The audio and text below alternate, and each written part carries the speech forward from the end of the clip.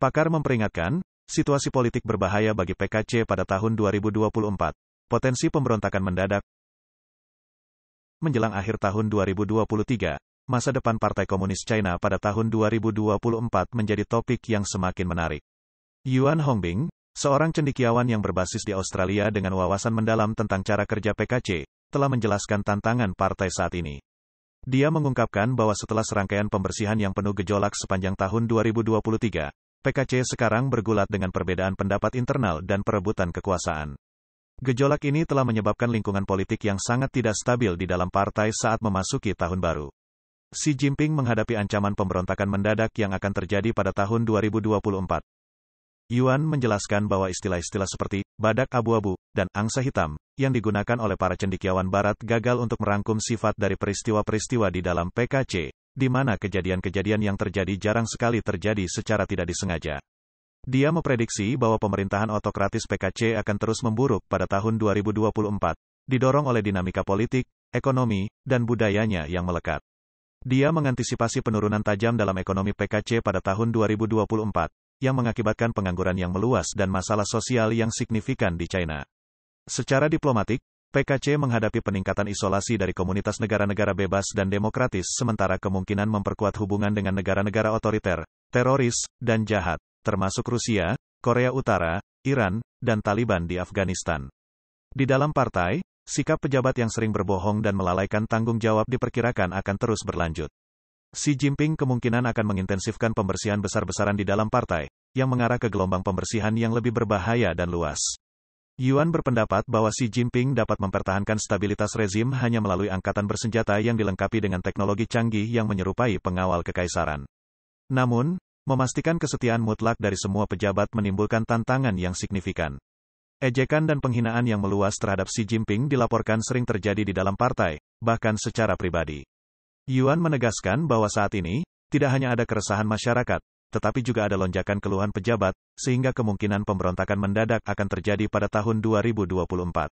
Xi menghadapi bahaya besar. Perebutan kekuasaan internal Xi Jinping, Chen Yixin versus Wang Xiaohong. Orang kepercayaan Xi Jinping, Chen Yixin, Menteri Keamanan Negara, telah menjadi sangat terkenal setelah penerapan Undang-Undang Kontra Spionase yang direvisi. Kementerian Keamanan Negara, yang secara tradisional berfokus pada spionase, telah memperluas perannya untuk mencakup keamanan ekonomi, yang mengindikasikan adanya perebutan kekuasaan dengan Menteri Keamanan Publik Wang Xiaohong. Yuan menyatakan bahwa Chen Yixin berusaha untuk memperluas pengaruhnya melalui sistem keamanan negara ke dalam lingkup keamanan ekonomi domestik, yang secara tradisional berada di bawah lingkup Kementerian Keamanan Publik.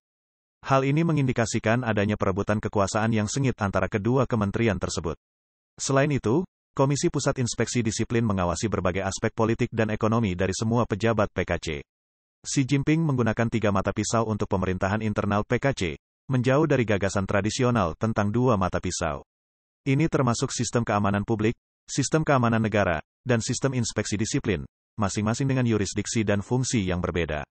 Insiden Qingang, Li Shangfu, dan pasukan roket, krisis parah bagi pemerintahan Xi Jinping. Penyingkiran Qingang dan Li Shangfu serta perombakan pasukan roket pada tahun 2023 menyebabkan gejolak yang signifikan dengan transparansi resmi yang terbatas, terlepas dari berbagai rumor dan spekulasi. Yuan mengakui bahwa Xi Jinping menghadapi krisis yang substansial, menyadari bahwa ia dikelilingi oleh bawahan yang bermuka dua. Krisis ini meluas ke sistem diplomatik, dengan Qingang yang terus-menerus mengakui adanya masalah dan Li Shangfu melakukan hal yang sama. Gelombang perbaikan tampaknya masih jauh dari selesai karena posisi Qingang, Li Shangfu, dan mantan komandan pasukan roket Liu Chao dan Komite Sentral tetap tidak berubah. Xi mungkin mengambil risiko menginvasi Taiwan pada tahun 2025. Taiwan didesak untuk meninggalkan delusi damai. Yuan mengindikasikan bahwa ekonomi China diperkirakan akan terus mengalami penurunan yang signifikan pada tahun 2024, yang menyebabkan meroketnya angka pengangguran dan kondisi kehidupan yang menantang bagi warga negara. Para pejabat pemerintah menunjukkan ketidakpuasan mereka terhadap Xi Jinping dengan cara yang tidak konfrontatif, yang berkontribusi pada berkurangnya efisiensi sistem politik PKC. Di tengah krisis internal yang meningkat ini, Xi Jinping kemungkinan besar akan mengambil langkah berani untuk menginvasi Taiwan. Dalam pertemuannya baru-baru ini dengan Presiden Biden, Xi Jinping membantah gagasan bahwa ia memiliki rencana khusus untuk menginvasi Taiwan, dengan menyatakan, hal ini tidak pernah dibicarakan dengan saya. Namun, ia tetap mempertahankan pendiriannya tentang penyatuan Taiwan. Yuan berpendapat bahwa Xi Jinping tidak memerlukan saran dari luar untuk mengatasi masalah Taiwan. Ini adalah keputusan yang akan dia buat berdasarkan kepemimpinan otoriternya sendiri. Orang dalam yang memiliki hati nurani memperkirakan bahwa pada tahun 2024, krisis Xi Jinping secara keseluruhan akan dengan cepat berkembang menjadi sesuatu yang lebih berbahaya. Akibatnya, sangat mungkin bahwa Xi Jinping akan memulai konflik di Selat Taiwan pada tahun 2025 setelah pemilihan Presiden AS. Cendekiawan Australia ini juga mencatat bahwa Xi dan timnya percaya bahwa pemilihan umum AS pada musim gugur 2024 akan semakin mempolarisasi Amerika, mengurangi tekad dan kapasitasnya untuk terlibat dalam krisis Selat Taiwan. Terakhir, Yuan menekankan bahwa masyarakat Taiwan harus membuang fantasi pasifisnya, karena PKC adalah penyebab utama, jika bukan satu-satunya penyebab keadaan darurat nasional Taiwan. PKC sangat terlibat dalam proses pemilihan umum Taiwan, tetapi dia yakin bahwa sistem Taiwan yang bebas dan demokratis pasti akan mengalahkan operasi rahasia PKC untuk mengendalikan pemilihan umum Taiwan.